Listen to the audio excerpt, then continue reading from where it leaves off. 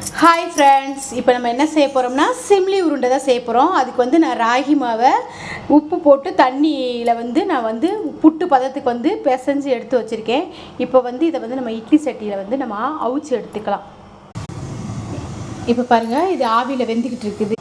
இப்போ நம்ம வறுத்த வேர்க்கடலை அதோட 4 ஏலக்காய் சேர்த்து மிக்சியில் திரிச்சிட்டு வந்துடலாம்.